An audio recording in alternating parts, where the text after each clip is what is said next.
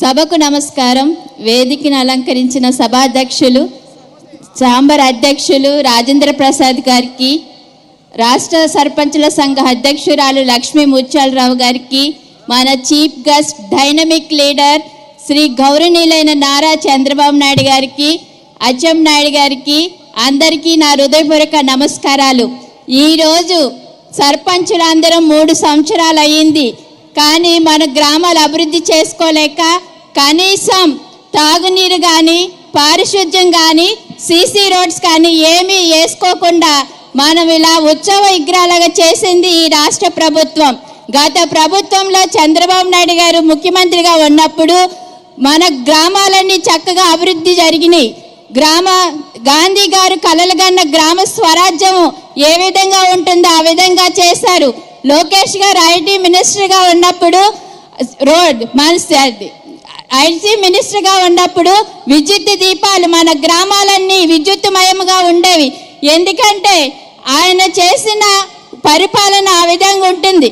గ్రామాలు కూడా అభివృద్ధి జరగాలని ఆయన ఎంతో కృషి చేశారు.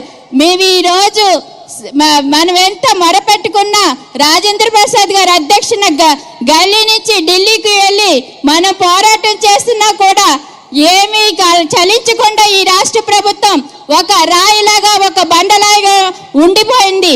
ఇప్పుడు మీరందరూ బాధపడకండి, రండి, మీకేమి హామీ కావాలని మనందరి కొరకు పిలుపునిచ్చి చంద్రబాబు నాయుడు గారు ఈరోజు సర్పంచులందరికీ ఏమి హామీ ఇవ్వాలో ఇవ్వడానికి వచ్చినందుకు ఆయనకి ధన్యవాదాలు తెలుపుకుంటున్నాం. మాది మాచవరం గ్రామం సార్. మా గ్రామంలో డంపింగ్ సమస్య 1 ఇయర్ నుంచి మేము చాలా బాధపడుతున్నాం సార్. ఈ డంపింగ్ సమస్యని రాజకీయం చేస్తారు.